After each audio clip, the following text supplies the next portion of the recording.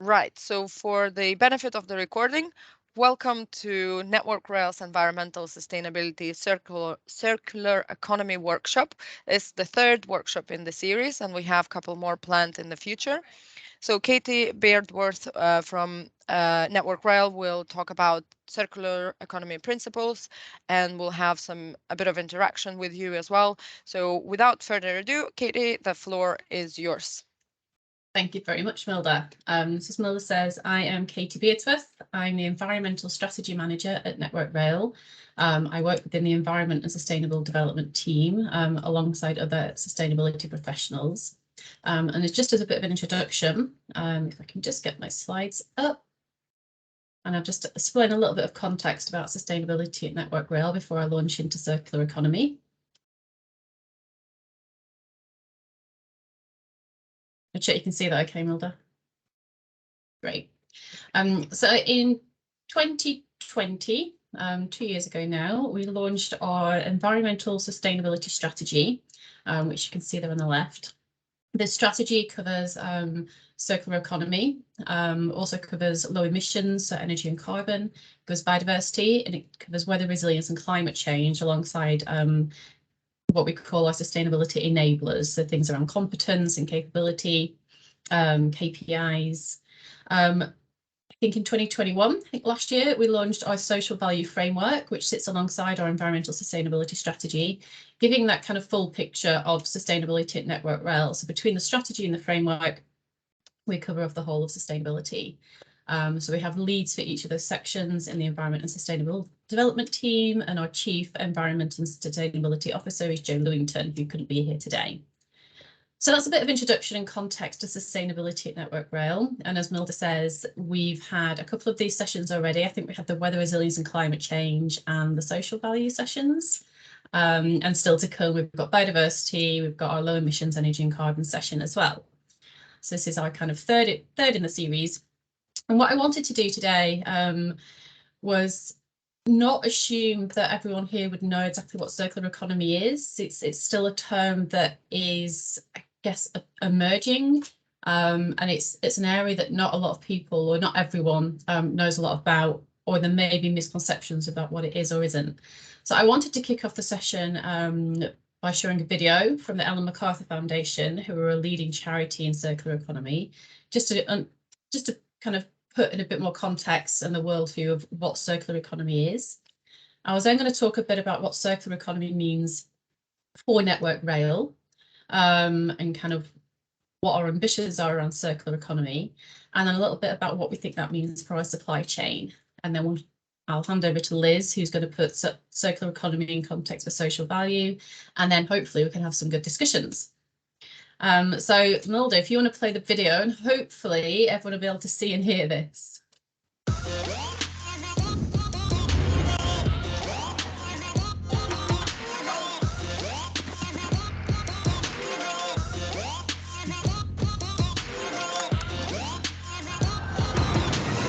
We live in a world with finite materials. We are throwing an awful lot of electronics, plastic, food, carpets, Clothing. away. It's a waste of precious materials.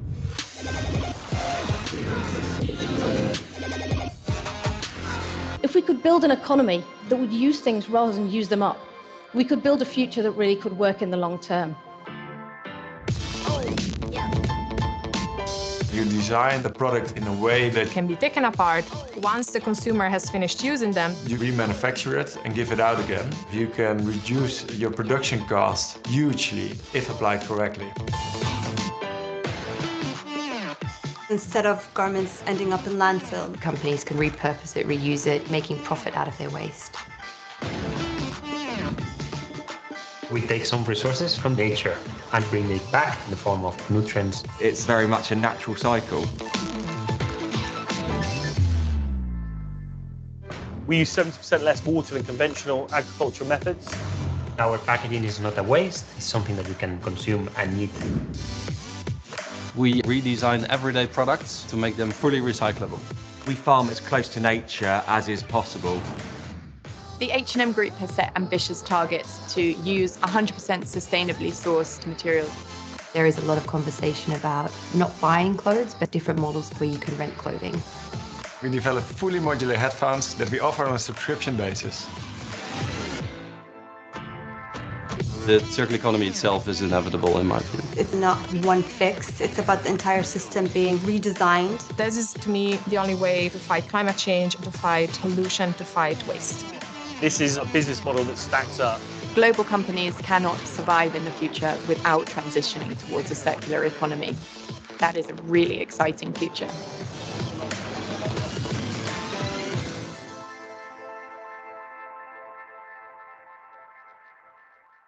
Thank you, Milda. I'm going to reshare my slides now, hopefully, without too many difficulties. You see that? Okay, great. It's seamless. So what does this mean for Network Rail? And it can be a bit overwhelming because this, when that video says that we have to change the entire system, that's a lot of change. So we've started using the strapline eliminate, innovate and circulate to try and kind of boil this down a little bit into kind of what this actually means for us. So the eliminate part, we are talking about more than waste or physical waste. We're talking about kind of all types of waste. We're talking about pollution, we're talking about toxins, we're talking about carbon, we're talking about waste finance. But if we focus a little bit on the physical waste from our materials, products and assets, there's waste produced during the manufacturing process. We've got packaging waste from logistics. We've got waste from our projects, our maintenance, our depots, our stations.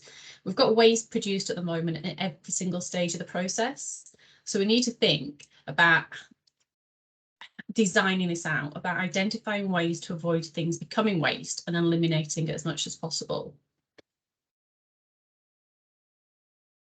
To innovate, and I think this is quite a big part of where the supply chain comes into this whole piece, is we need to think about our products, our materials, our assets. How could we redesign them to reduce the demand for virgin materials or to be less carbon intensive? How can we approach our projects, our procurement decisions, our design specifications differently?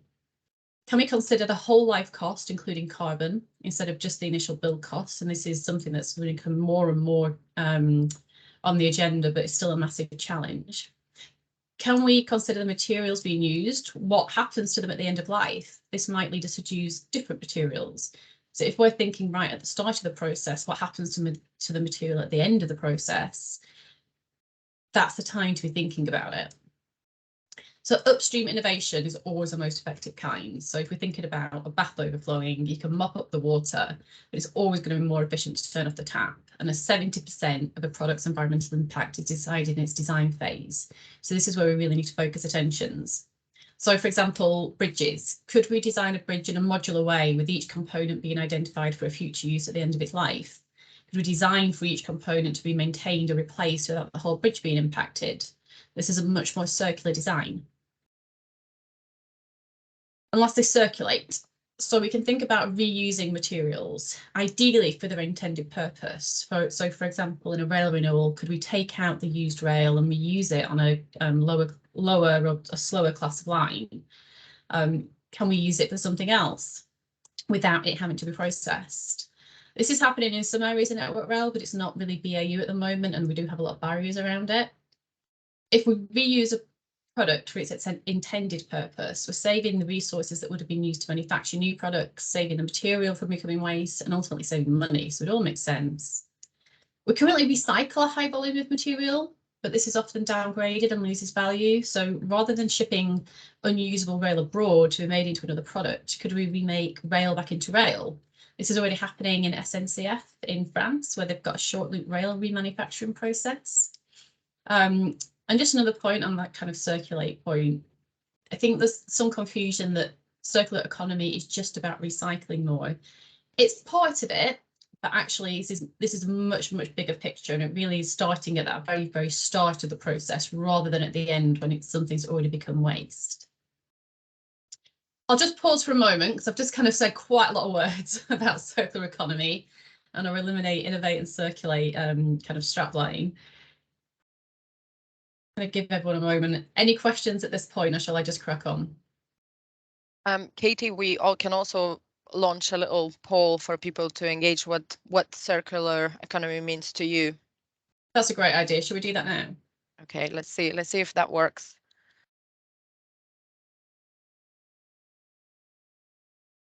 Okay, so if you type a word or a sentence, what does circular economy mean to you? And we'll see if we can share.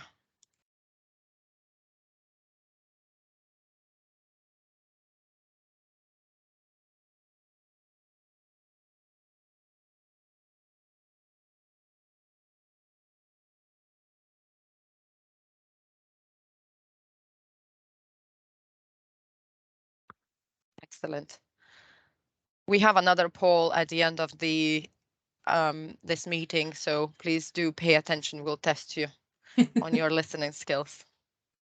And I'm very impressed. It's possibly because I just said it, but no one has put recycling as what does circular economy mean for you. So thank you, guys. Carry on putting words or phrases in if you like, but well, I think that will still continue to develop, will it, Milda, if we leave it up there? I'll just leave one more second and Okay. then probably we'll close it. Move on. Okay. All right. Last chance to enter your word. And excellent. We reached 20 responses. Thank you very much. Thank you for that. Before I move on to kind of talk a little bit more about what circular economy actually is, I also wanted to talk about the fact that this has such a crossover with low emissions and carbon reduction. So if we're maintaining our products, our materials and assets, and we're reusing more, we're keeping them in service for longer. So it reduces impact on the supply chain and material scarcity. And some of us are seeing the real impacts of this at the moment. It also saves us money, as well as providing environmental and social benefits. And it helps us achieve our net zero carbon ambitions. So we're not going to get there by purely reducing emissions at source. We have to tackle all of these kind of embedded carbon in our supply chain and the embodied carbon in materials and products. So we're obviously supporting the government strategy to get to net zero by 2050. We're trying to decarbonise rail in Scotland by 2035 and England and Wales by 2040. And we're not going to get there by simply just tackling emissions at source. This is also going to help us mitigate climate change, and all these things are inherently linked. So if we think about the materials we use large volumes of, we've got steel, we've got concrete, we've got cement. These are high energy and carbon intensive materials, and they still use a lot of virgin material in their production. So if the whole industry was working together to innovate and make these products more circular, so if we're reusing what we already have, increasing the recycled content and reusing using renewable energy to manufacture them, designing the waste out the process as well, this would have a massive impact. And it's going to take this kind of collaboration and innovation across the supply chain to really tackle these kinds of issues. And Network Rail are really keen to be kind of part of this innovation. So if we get this right, we'll be producing less waste, we'll be lowering our emissions, and we'll be needing fewer virgin materials, which helps us mitigate climate change. And ultimately, by adopting the circular economy approach and the principles of eliminate, innovate and circulate, we can save money, we can be more efficient, and we can achieve our sustainability goals. So we see this as a big win-win, or a win-win-win. I'm not sure how big this is coming up for people. It's pretty small on my screen, but this is a diagram from the Ellen MacArthur Foundation. As I mentioned earlier, they're an absolute fantastic source of all things circular economy. And this is a fairly classic now diagram called the butterfly diagram that was produced by the Ellen MacArthur Foundation several years ago. And the left-hand side shows biological cycles, the right-hand side shows the technological cycles. And basically, the smaller the loop, the better. So on the right-hand side with the blue circles, the smallest loop in there is sharing. So product as a service. Do we have to buy something in the first place? Can we be leasing it and sharing it? And then those circles move out to kind of recycling, which is, it's the, I can't remember which way around, it's the worst best option. So recycling is the last thing you should be doing after you've exhausted everything else. So is there a way of sharing this product or kind of leasing it? Can we remanufacture? Can we reuse something?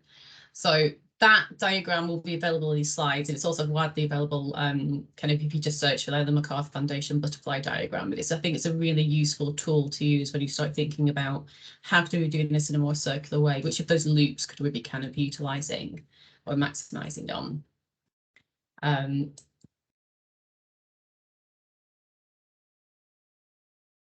So right now, we do need to make sure that we're avoiding sending waste to landfill and recycling rather than incineration. But as we get more mature, the amount of waste we have left to manage should be minimal. Hopefully one day be zero.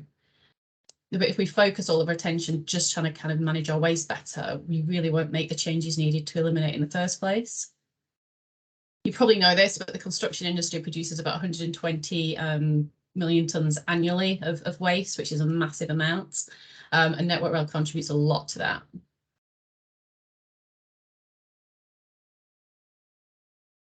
So a little bit more about our ambitions. And it would help if I could actually read this off my screen a little bit better. But give me 2 seconds. I'm going to try and see if I can see this. But here are some of our priorities over the next couple of years. And I'll let you read that because I actually can't read it. I need my glasses. But basically, we're focusing on, over the next couple of years, mapping and prioritising our materials to make sure that we're focused on the right kind of materials. We're updating our policy. We're updating our standards. We are... Sorry, Milda, can you read those last 3? Yes. So last 3, 2022. Oh, okay. 2024, embed material reuse and redeployment systems and tools into procurement process by 2024. So that's something that will be useful to know to the suppliers. Also 2024, embed circular metrics into decision making by 2024.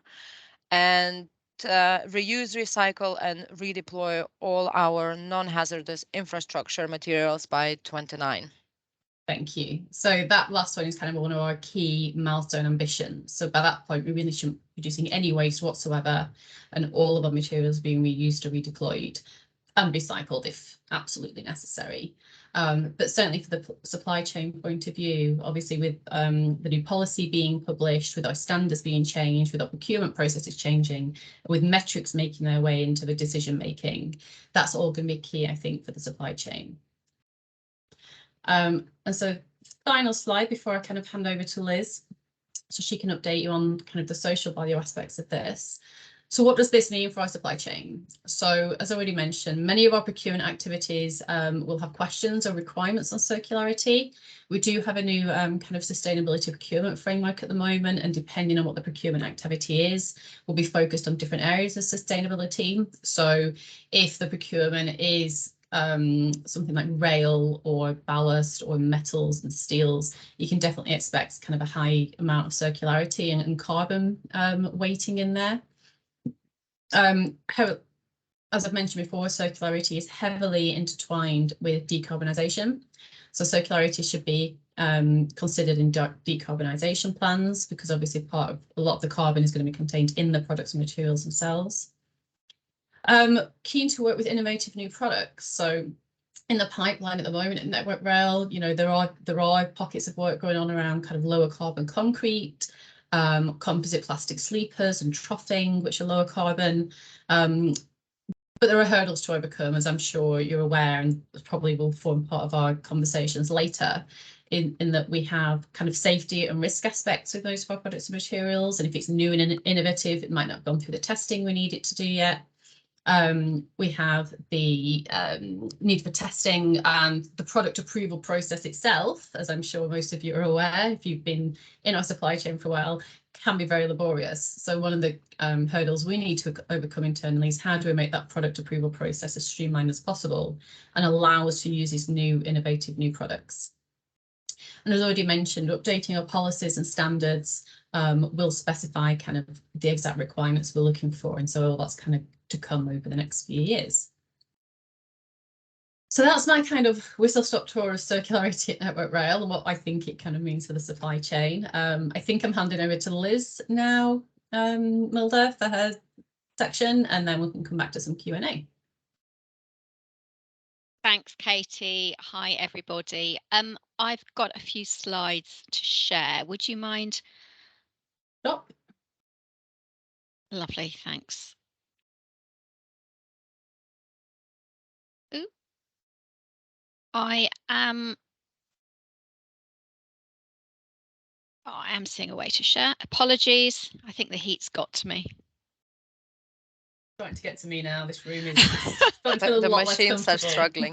I've got a fan behind me if my hair's kind of going a bit wild.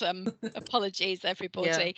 It's so if you could have traveled to the office, we have lovely air content, cold drinks, but it's the traveling bit that's the I was difficult. just teasing now, Milda. That's right, the weakest link, absolutely. So I'm going to add some extra layers onto what Katie's just been talking about, and talk about circular economy and how it relates to social value. Those of you who have done IEMA courses and so on, you'll be familiar with the 3 dimensions of sustainable development. There's the economic, the social, and the environmental. And once upon a time, they used to be presented as like a Venn diagram, but now they're typically presented as circles in the way that that they are on the screen, to demonstrate how environmental impacts have societal impacts, and in turn both of those things have economic impacts. So the environmental, the social, and the economic are intrinsically linked. And to recap in a slightly more wordy way on what circular economy is, I absolutely love Katie's approach that circular economy is eliminate, innovate, and circulate.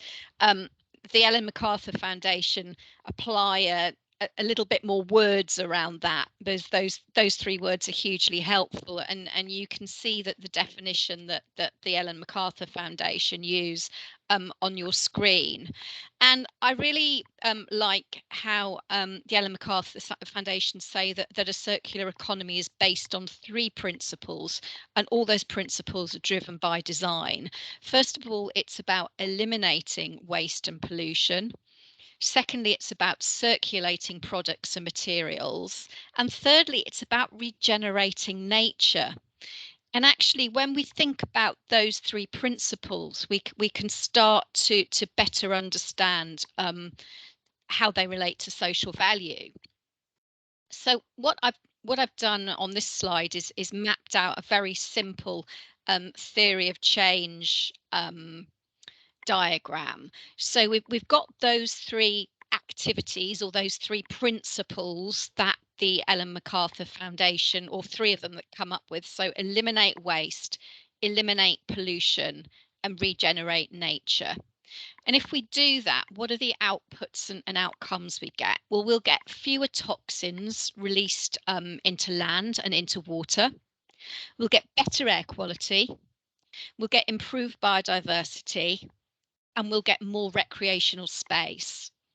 And how does that then have an impact on people? Well, the impacts that it could have, that those outputs and outcomes could have, are, well, first of all, there could be improvements to current patterns of disease and ill health.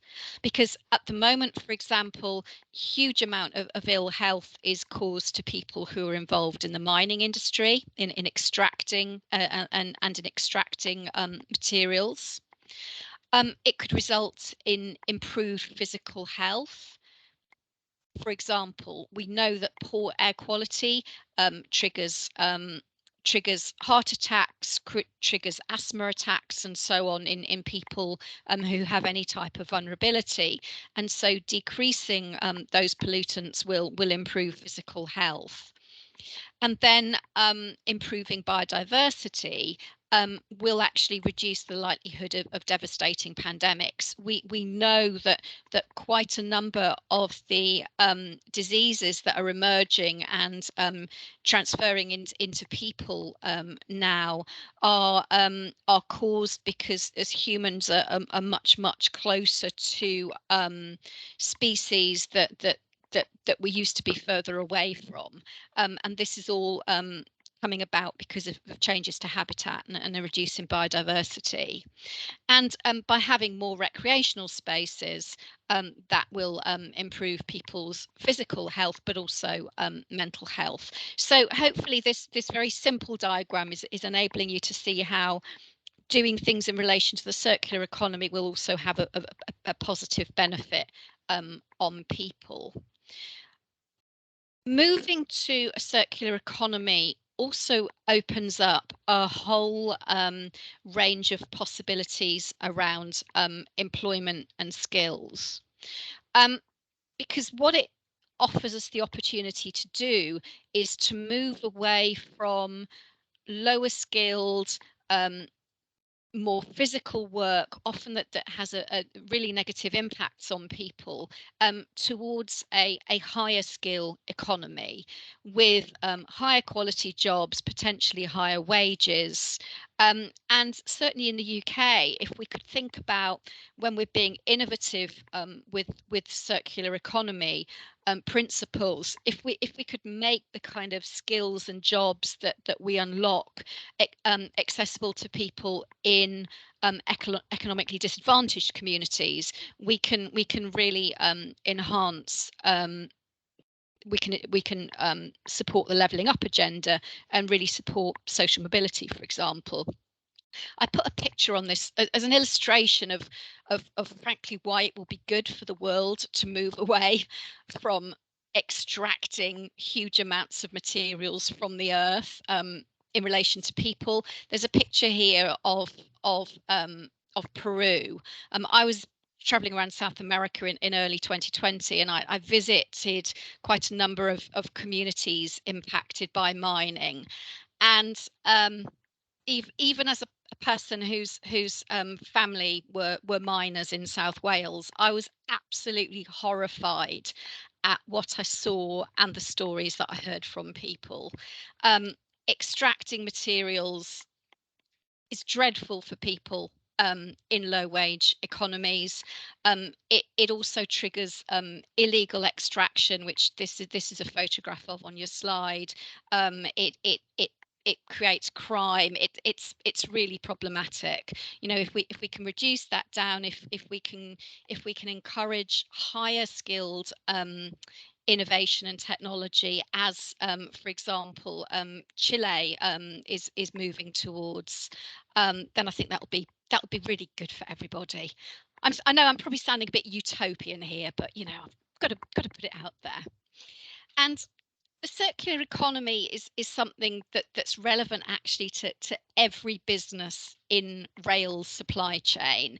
It's relevant to contractors, to construction, to consultants and engineers, to those companies who sell us goods, stuff, to those companies who manufacture, and to those who provide consultancy and services. And I thought I'd give you an example of how this is being made real. So, for example, Euston Station is going to get redeveloped. You'll doubtless know that a new HS2 station is being built next to our current station, and our current station will have to be redeveloped to connect with that new HS2 station. It's going to be a big job, and there will be a temporary station concourse put in place probably for about 5 years while the main station is completely upgraded. And already the designers who are working on the station are working out, well, how can they use parts, use structures in the temporary station that can then be transferred into the permanent station, to avoid the need to buy extra materials and to dispose of that temporary station. I was talking to a clothes designer, and she is doing some work with manufacturers of uniforms. And something that they are thinking about are putting logos onto uniforms that can be removed, so that when a company has finished with its current set of uniforms, some of which can be in really good condition, those logos could actually be removed, and then new logos put on, or the clothing simply be simply reused without the logos on. And that could be, you know, it's passed on, maybe resold to a different client, or if the quality is not quite so good, it could be passed on to a company or an organisation who can use it who doesn't need uniform that's quite so pristine. Another example of circular economy that we might all get involved in, perhaps already are the use of refurbished technology. So, for example, the company giffgaff refurbishes mobile phones and sells them on.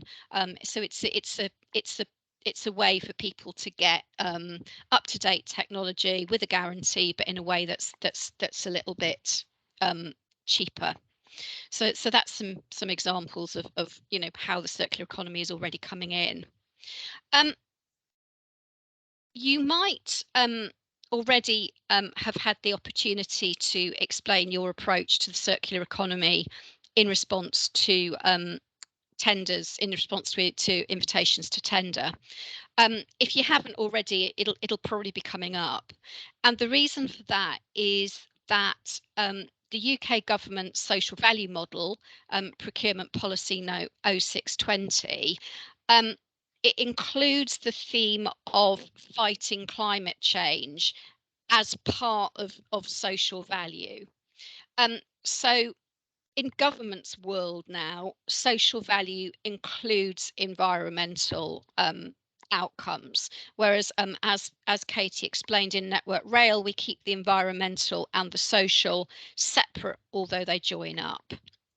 So you might find yourself being asked to respond to social value questions that actually include environmental aspects. And in terms of, this is the text on this slide is terribly small, I know. I will very happily share them all with you.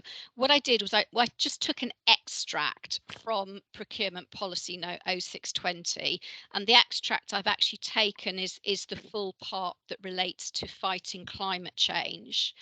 And I highlighted the part that relates to circular economy. So any client that is applying Procurement Policy Note 0620 and asking about fighting climate change, they will expect you to put something in your answer that relates to reducing use of materials and moving towards circularity. So please don't think that this is something for somebody else, for other companies to think about. This is something that we all need to think about now. And doing so could help you to get some competitive advantage in a tender process. So that's the end of my slightly heat pickled thoughts on circular economy and social value. And I'm sure I would really value your questions, your thoughts, ideas, and I'm sure Katie would too. Yeah, definitely. Excellent. Thank you very much, Katie and Liz. Liz, you can stop sharing your screen now, and we'll invite people to contribute. So if you can and want to switch on your cameras, please do. It'll make us feel like you're in the room and just kind of having that conversation. Okay, Samuel, please, you have a hand up. If you don't mind switching on your camera and asking your question, that would be great. Thank you. Yep. Afternoon, everyone. Thanks for the presentations. It's always really good to see. My kind of question, well, it might be a mildly long-winded one. So I'm in the OCS teams over a contact system, and it's something that's kind of inevitably being rolled out as part of the decarbonisation process. And there's certain things of like kind of you having masts every 60 meters or so that are almost inevitability, and there are ways to improve that. But our Network Rail got any working groups or advice on like kind of discipline specific ways of kind of implementing circular economy, say for like when people doing track renewals, people are installing OCS, telecoms, etc. Is it broken out granularly into that those disciplines, or is it kind of just a whole wide shot ethos to try and get everyone into the same mentality? if any of that makes sense. No, it totally does, Samuel. And I would say not yet. And that is all to come, I think, with the publication of the new policy and the update of the standards. So what we're doing at the moment is looking across our standard suite, of which there are 20,000 standards or something ridiculous, and trying to narrow down which are the top 20 or 30 we need to tackle over the next couple of years to really embed this and get the different disciplines doing the right thing. So it's at that point over the next couple of years we're really going to be able to focus that kind of bespoke advice / mandate on, if you work in electrification and renewals, this is what you need to think about for circular economy.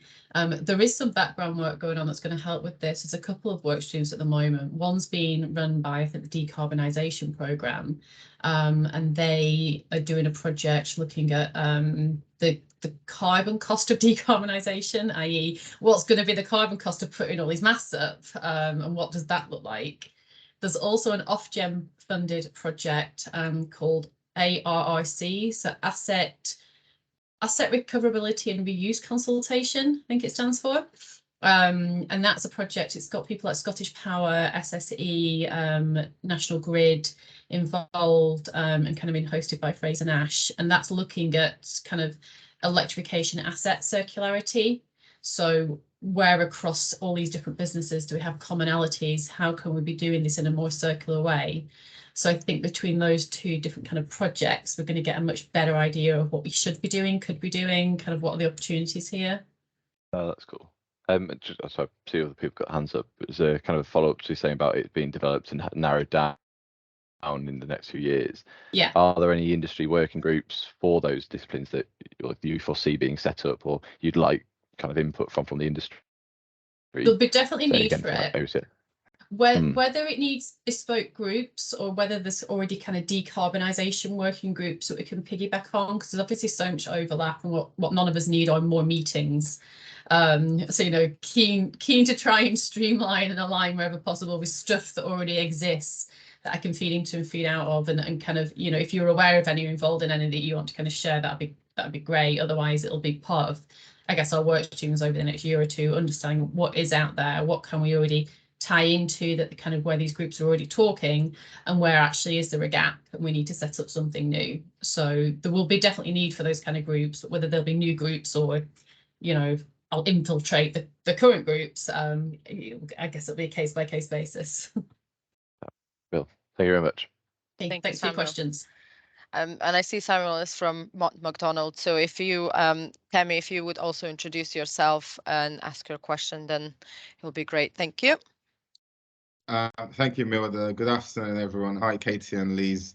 Thanks for your presentation. Really interesting and fascinating. Just on the subject of designing for the future, I fully agree with everything you've said. And I also think it's about whole systems thinking. So considering the whole aspect and not just looking at just one aspect of it, I think it helps drive that circularity into any organization. I was just wondering what Network Rail are doing in terms of the supply chain to embed sort of that design thinking, design principle circularity into schemes at the moment. Is there a view of looking at your group phases, like the group 5, to see if you want to introduce sustainable design into that, or there is something else Network Rail are doing at the moment?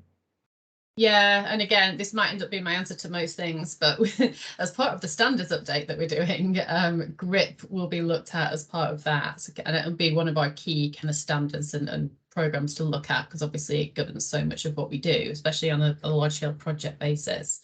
Yeah. So yes, very much so. It'll be looked at, you know, from the design point of view. And I'm not looking at these things in isolation either. You know, the other strategy leads across the other areas of sustainability all have kind of mandates within their responsibilities to update standards. So, you know, I think as a group of sustainability experts, we'll be looking to kind of make these changes over the next few years holistically, not piecemeal. Kind of, I'll go along and say you must update circular economy, and someone comes along a few months later and says you must update for weather resilience. Like, that's not going to go down well. So, you know, trying to get these changes aligned and into kind of one package will be one of our key things as well. And I think it's starting to happen. So the example that I gave about Euston Rex, and I can see that from Helen from Skanska has put something in the chat around that. So thanks, Helen. Let's pick up on that. That has really resulted from collaboration and supply chain working. And how that came about was the project sponsors have defined some high level outcomes that they wanted or that they want from the station redevelopment. And one of those, and I am paraphrasing, but it basically said, you know, adopt circular economy principles in the design of the station. And so what that triggered were a conversations with the designers and all the consultants involved about, well, okay, what can we do to achieve that? And actually, my sense is that it's that kind of collaborative thinking to deliver an outcome that really creates innovation, really supports innovation. And so I don't necessarily think that everybody has to wait for standards to be updated and so on. It's like, you know, look at our environmental sustainability strategy. You know, it says what we want to achieve. Any kind of open-minded project manager, sponsor, whatever, could crack on and work with it with their partners to start delivering it. Yeah, we've also got the section within the Environment and Social Minimum Requirements Standard 015, if you're familiar with that one. That got updated a year or two ago to include circular economy, and also we've updated all our resource efficiency workshop packs as well to make them kind of up to date with circular economy requirements. So, you know, looking at how are we currently doing this, how could we be doing it differently, how could we be designing waste out the process. We do have those materials ready as like already there as well. Okay, thank you. Excellent. Do we have any more questions from the audience? Sarah? Hi, Sarah. Hi, Katie. Hi, Liz. I think Liz just touched on it. I was just wondering sort of how mature you are in terms of tracking the progress with circular economy type interactions that are being made on projects. Like, how do you measure the embodied carbon associated with it? For example, I know, Liz, you've mentioned working with suppliers, but I'm just wondering what tools you're using and how you're tracking how mature you are with sort of trying to do that. We are getting there. So as of April, we launched a new company-wide metric called the One Planet Indicator, OPI. And that's bringing into consideration quite a few different kind of KPIs from across the business, including things like our materials and embodied carbon of materials. And that OPI is being run as a kind of a shadow metric on our scorecard for the year, while we kind of get it all working seamlessly and kind of get the backstage kind of stuff sorted. So you don't have someone sitting there for a week manually inputting data every period. And that OPI is going to be our kind of key measurement piece that's going to get more and more mature, I think, over the next few years. There's also, you have to forgive me, I'm not across the detail of this so much, but there's obviously the new embodied carbon requirements of past 2080 that's been introduced, which our decarbonisation team are working on a bit more closely than I am, that will, I think, our measurement and our understanding of what projects and supply chain are doing around that will obviously have to become a lot more mature over the next few years once that kind of becomes mandated. So work in progress, but yes, we have things in place that are continuously being kind of further developed. You got anything else to say on that, Liz? Yeah, absolutely. And it's something to think about is Network Rail's supply network is massive. You know, we spend about £7 billion a year first tier, and also activity is very heavily devolved to our 5 regions.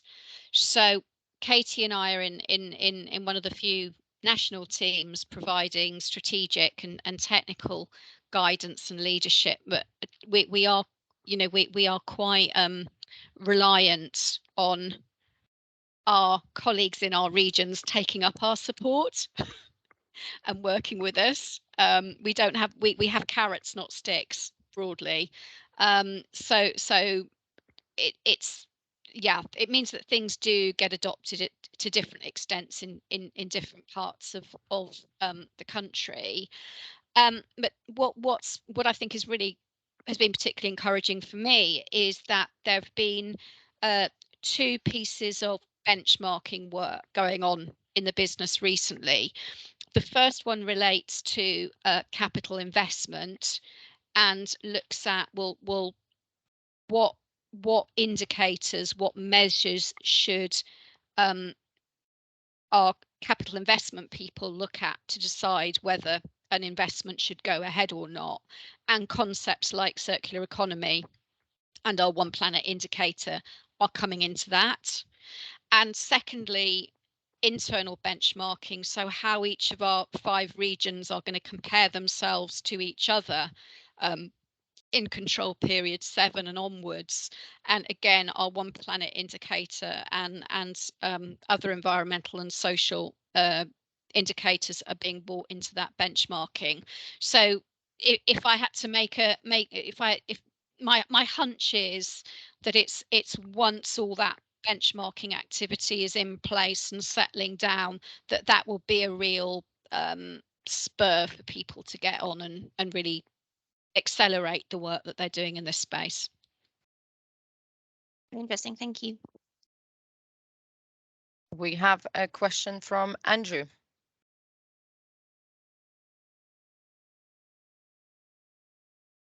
I think Andrew might, oh, are you coming online? You're frozen to us.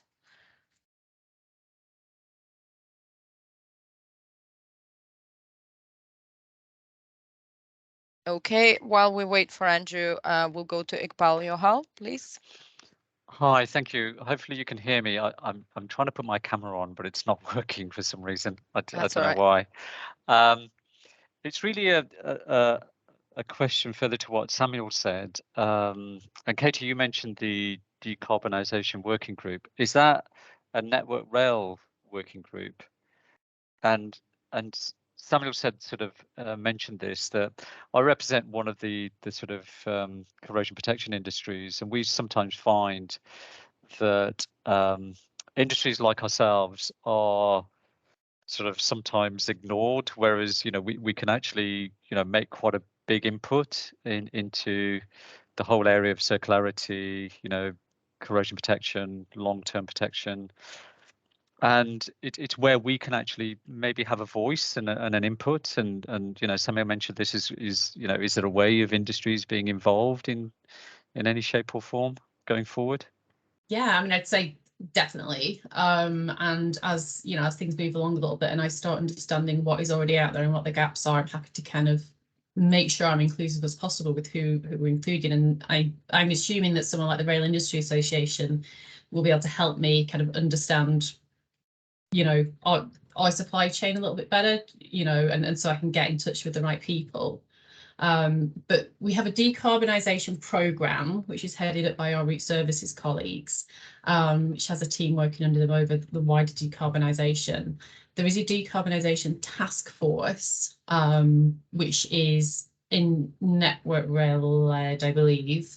But I'm aware of just other decarbonisation kind of groups out there. So I wasn't really referencing anything specific when I said decarbonisation working group. It was more, I know there are several groups in this space. So it's just about making sure I'm not doubling up what's already out there. But yeah, happy to kind of have you involved as we move forwards. Okay, I mean, I'd be really interested in maybe touching base with you and see how we can do that. Definitely, yeah. Feel free to email me. Okay, that's brilliant. Thank you. Okay. Excellent. Andrew, are you back with us? I hope so. Apologies, I think I dropped out at exactly the wrong time. But I think it was a question really to follow on from what Sarah had asked. And you'd mentioned that you were hoping to embed metrics by 2024, and I'm quite interested to know how your thinking's coming on in that. Have you any in mind at the minute? Does that look like it's going to be the OPI that you've already mentioned? Or are you planning to do more work on that area to develop your own metrics or use industry standards? How do you see that looking? Yeah, so with circularity, we've done a bit of a benchmarking investigation into what kind of circularity metrics are out there at the moment. And there are a few in existence already, and there's one, the World Business Council for Sustainable Development has a metric called CTI, or the Circularity Transition Indicator. And I think that's the one we're going to be focusing on for circularity, and it measures all the inflows and outflows and kind of everything in the business. So it's a big undertaking. And there's a piece of work coming up quite shortly with a project we've got running that's going to help us understand what the gap is between what data we currently have and what data we need in order to be able to measure our circularity fuller using that CTI. But the idea will be that it will fall under the OPI, so it will form part of the whole picture. But I want to be able to kind of pull it out of the OPI and be able to say, this is how circular we are as a business. It might not be something that's going to sit on a scorecard because it's already captured. But as a business, I will like to be able to say from a circular point of view, this is how we're doing, and this is what the CTI tells us. So that's the plan at the moment. And like I say, over the next few months, we'll be looking at what the gap is between what we currently get, what we need, and then trying to figure out how we kind of fix that gap before March 2024, which is what we're aiming for.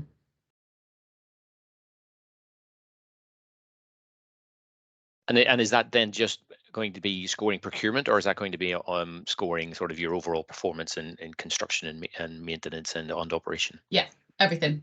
Everything. Okay, That's the ultimate goal, is to do everything, but with the view that you can break it down to kind of understand different areas of the business. But yeah, that's my ambition, is to be able to say, as a business, this is how circular we are. Fantastic. That'll be really good if you can manage to do that, because it's quite a challenge to get those metrics embedded. Yeah, I'm being very positive about it right now. Admire your positivity. And I might be less so, but I'm going to say yes, that's what we're doing, and I hope we can get there. Brilliant. Right, Edward. Oh, thanks very much, and thank you very much for the talk. I had a query on your point, Liz, about circular economy metrics in tenders, and I was wondering, is there going to be some kind of gap between or lead time between the supply chain knowing what circular economy metrics there are going to be in tenders to when those circular economy metrics are going to be assessed in the tenders? So at the moment, we're not asking for metrics in tenders. We're asking for action plans broadly. Yeah, we're asking for bidders to give us. We state what our objectives are and ask the and if we do have any targets, we also state any targets and ask the bidders to provide action plans about how they will achieve those objectives. That broadly relates to all aspects of social value and environmental performance. Yeah, we're not currently using anything like national TOMs or anything like that ask people to put figures in to their bids. And I think the thing with circularity is it differs so much depending on what you're trying to do or what the procurement activity is. So, for example, I'm involved in one at the moment where we are hoping to build in a circularity metric as part of the contract, because it's directly dealing with one of our materials that's very recyclable. So it makes sense to have a percentage, recycled content into that process, but that wouldn't make sense for other tenders. So it's very bespoke. So we have our kind of general framework that Liz showed earlier around the public policy notice, the PPN, which has that kind of framework, and it has the generalized questions, and that's what all of our procurement colleagues can use. When procurement gets to a certain size and we get to the really, really big meaty procurement activities, we tend to get asked to support at a more detailed level. And so, I'm involved with one at the moment, like I say, that is going to be critical to dealing with our circularity metrics. And so it makes sense for us to kind of be able to dedicate that time and attention, but we can't do that for all 67,000, I'm guessing, procurement activities we have a year. So that's why we kind of have our generalized template that everyone can use. And then case by case basis, that there might be kind of specific metrics within a tender, but it very much would depend what it is. Okay, brilliant. Thank you very much. Right, Tom raised his hand. Tom, please come in. Yeah, hi there. Tom Cullingford at Amco Giffen. Thanks for the presentations. I'm not sure it's really a question. It's maybe just more of a point that I've been struggling with. Like we've had to be writing in our some of our tenders about circular economy, and it's quite a difficult thing to get across what you have achieved, because you're basically saying, well, instead of doing this, we didn't do any of this, and so you're scoring yourself against nothing in a way, because you never, for example, we had a project where we didn't extend a station by however many meters because we're able to do something in another way. So when you're talking about metrics, that kind of thing, it's very hard to compare what you haven't done as the alternative to what you then will do. So getting those metrics to demonstrate that is going to be quite a challenge, I think.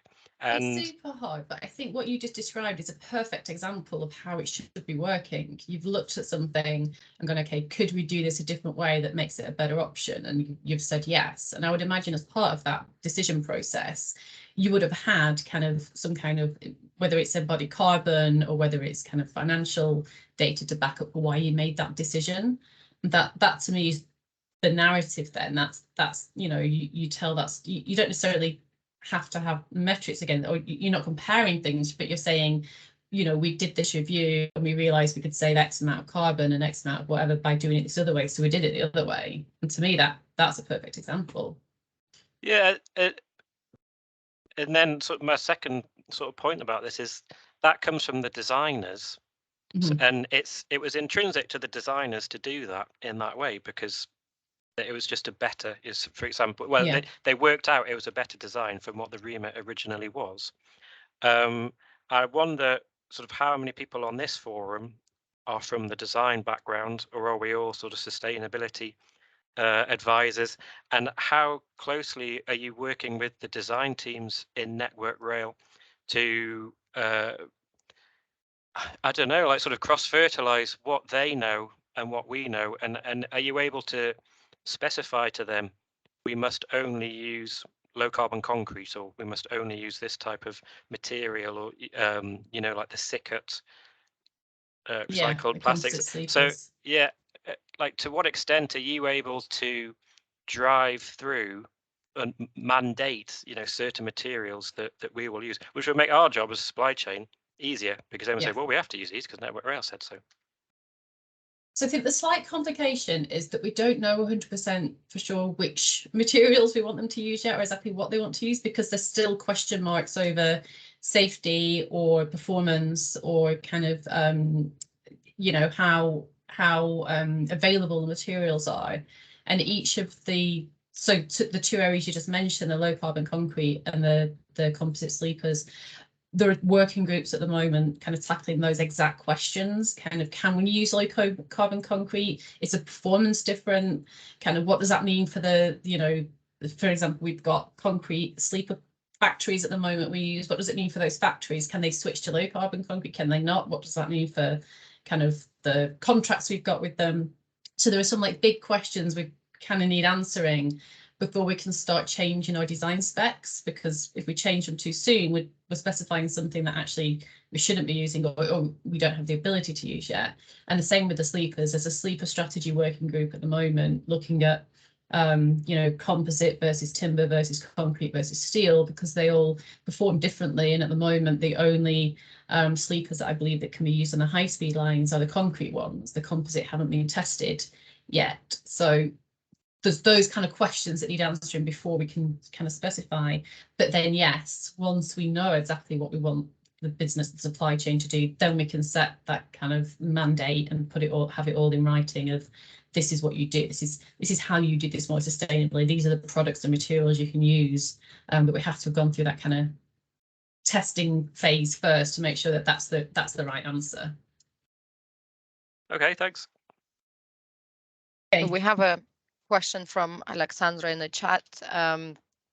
Because of the bad connections, she's writing in the chat. So there is a British standard on implementing the principles of the circular economy in organizations.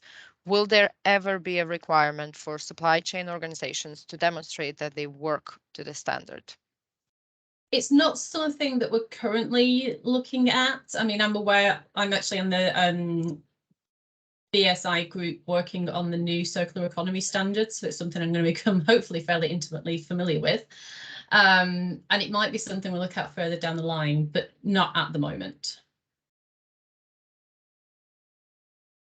Okay, any more questions from the audience?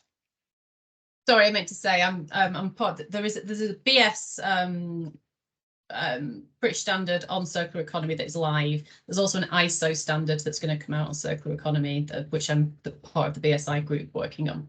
Just to clarify. Right. There's conversations going on in the chat. I think there's a separate conversation there. Right. Is there any other questions to our speakers that you would like to ask directly?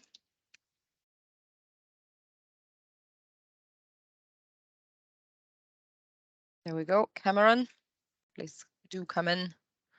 Oh, Cameron disappeared. Oh, there we go. Hi, everyone. Thanks for your presentations. It was really interesting to hear what you had to say.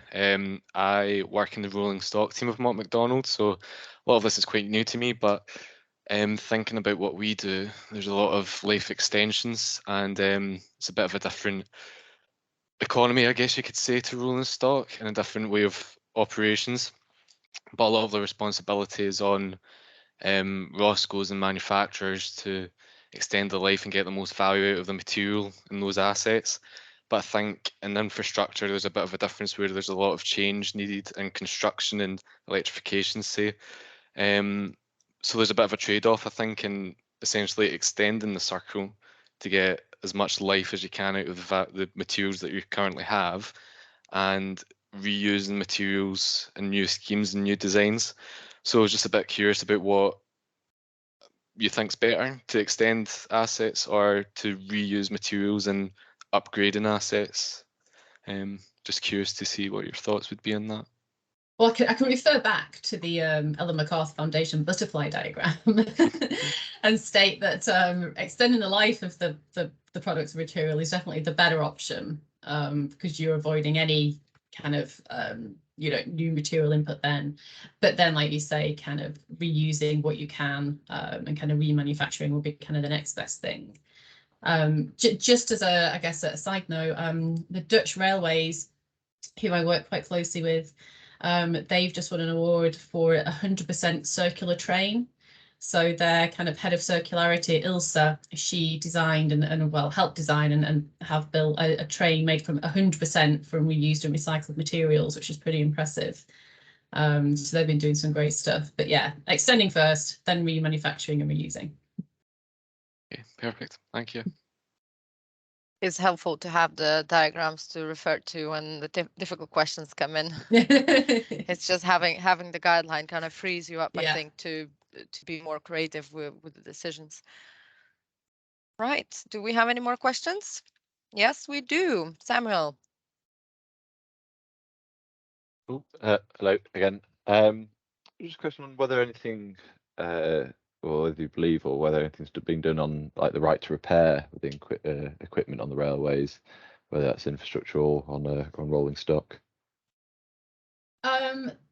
Yes. So I don't know kind of like across the whole picture, but there are specific working groups at the moment. So there's a decarbonisation of kind of track working group that's been set up that's looking at kind of how do we maintain the life of our track for longer. So because obviously if we don't have to replace it, then that's a better carbon option than kind of having to do a whole track renewals.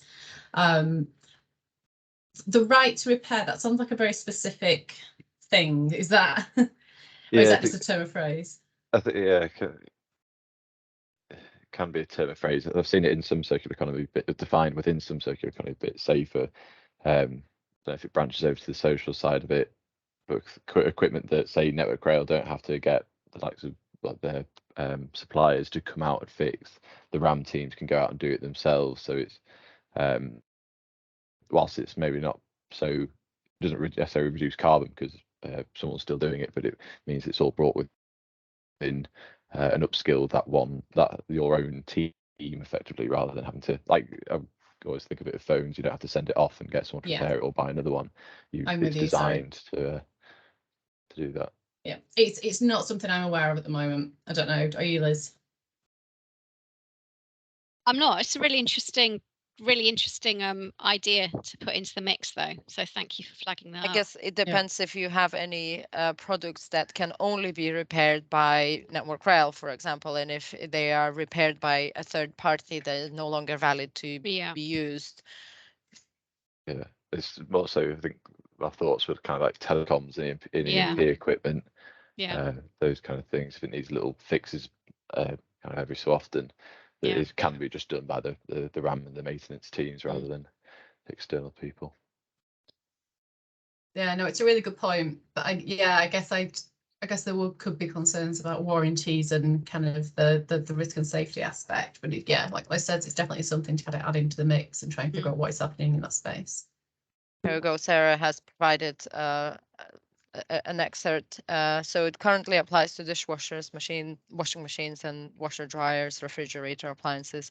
But it is interesting what kind of contracts you have with suppliers, for example, for as you say, signaling or other equipment, and who has the right to repair that equipment. It's just my brother works for a company called Fairphone. He's badgered on to me for quite a while, so it's sort of ingrained in my head at the moment. I'll bring it up. Cameron.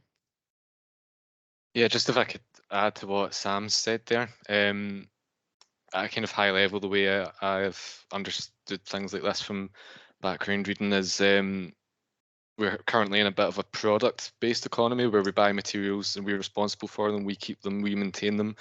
And I'm not sure of the arrangements for every single project that Network Rail cover, but if we can shift to a service-based economy where we put the responsibility back to suppliers or whoever basically produces the raw materials for them to take it back and them to get the value back from recycling and maintenance and things like that. So I don't know where Network Rail would sit on that spectrum, if you would be essentially buying the products, using them and take the responsibility yourself to recycle and get the value back for yourself, or if you would put that back to the designers, the manufacturers, whoever's implemented the scheme.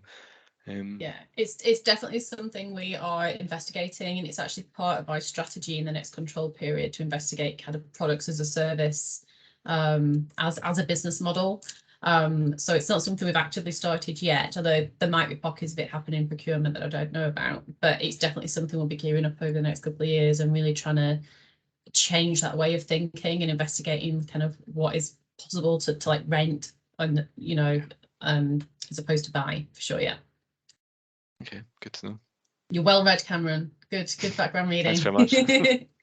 Yeah, I think it's a really good concept, and I'm seeing some other companies thinking that way. A challenge on the railway is going to be, or might be, that products sometimes go into the railway that are there for then an awfully long time, decades. I asked about a sleeper when we were out on the rails on Friday, and the maintenance person I was with, so they said it's probably about 100 years old, which is way past the lifespan of most companies. So yeah, it could be, there'll be some really interesting thinking when we think more in that space. Yeah, I think we do it. I've got a feeling we do it with our lighting, at least in stations. I've got a feeling we purchase lighting as a service, and it is the company who comes and fits the lighting and takes away bulbs, etc., and buys at the end of their kind of life and has responsibility for them, which makes a lot of sense. Because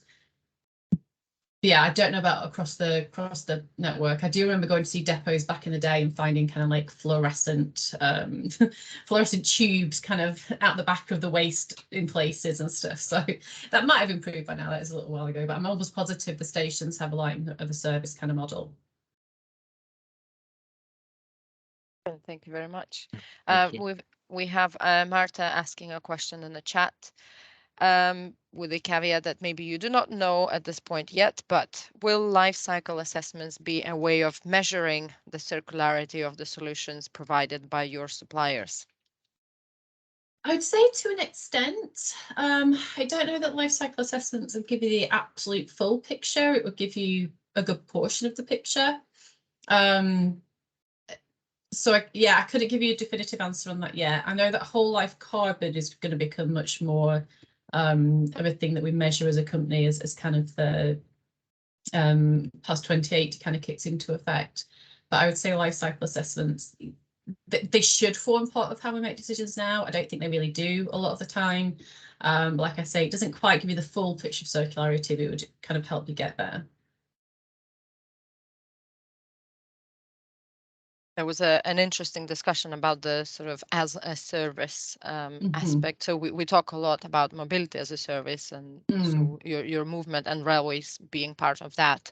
But also interesting to think about how that would kind of move on to the just day-to-day operations and maintenance and building and projects. Yeah. What can be as a service, and what have to have your own. We do, we do have there's quite a lot of the work we do, like with things like tampers that we don't own. I think the supply chain own most of our tampers, and a lot of like the big heavy duty vehicles that get used on the network, we rent them all through route services, I believe, and that kind of thing might get more common. So those big heavy duty vehicles, rather than us owning them, we lease them through a company who then have to maintain them and service them, and do all that hard work for us.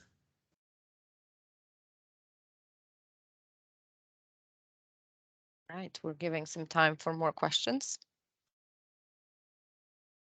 Can I ask Katie and Liz, again, just on the supply chain, I've noted, I think there might be a few suppliers sort of questions with how they evidence to you that they are circular, whether that's looking at EPDs or cradle to cradle, for example. I know we've mentioned the BS standard as well.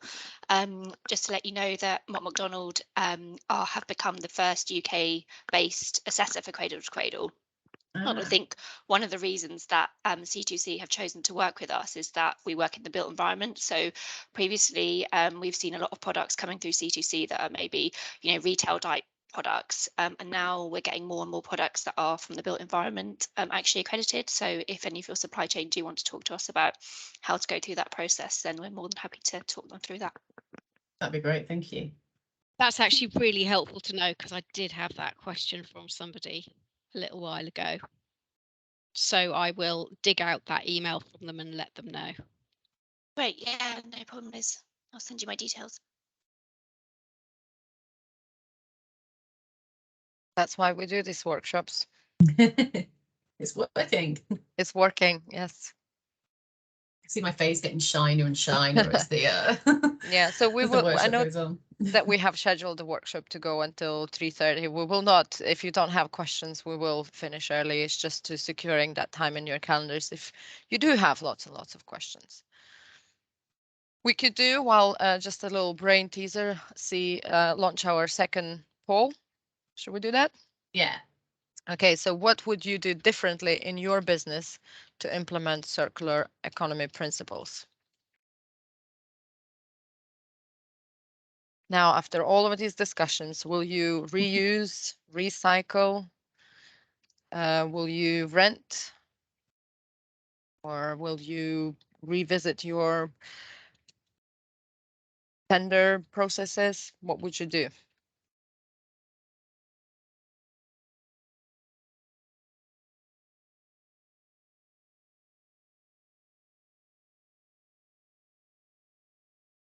Okay. Think systems. I'm guessing better understand what it is. Closer engagement, engage with the design team.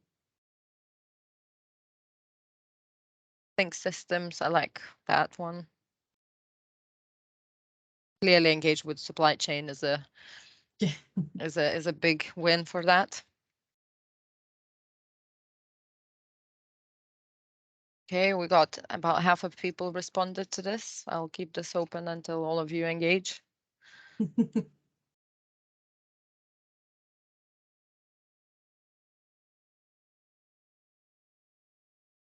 I check that you're able to send these to me, Melda, once we're finished, yes, please? Absolutely. Really helpful.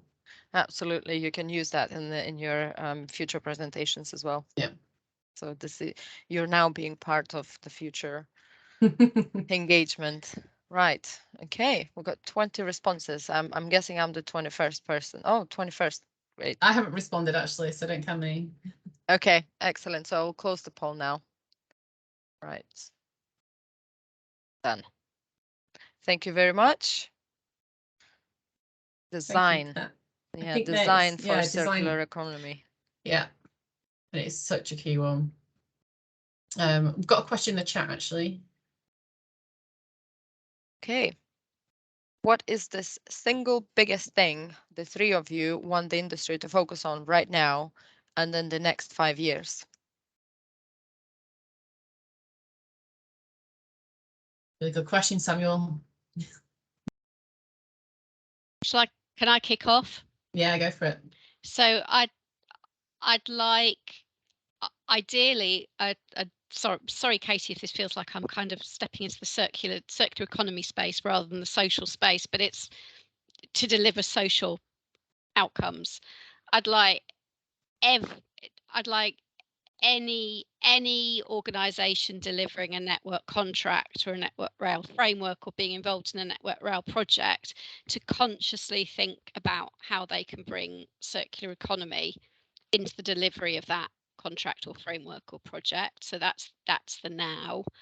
And then I think the biggest thing over the next 5 years is innovation. Don't be afraid to be innovative. And I think building on that, I would say yes, kind of. And I think part of like the first part of that is upskilling. So think about what you or your teams or your business need to do in order to upskill to understand what the opportunities are in circular economy. There's a lot of free content out there. There's some fairly low cost courses as well. The Ellen MacArthur Foundation, like I say, brilliant place for like your first port of call for all things circular economy. And if you can get your business signed up as a one of the community on the community network, there's even more content you can access, including free courses on there.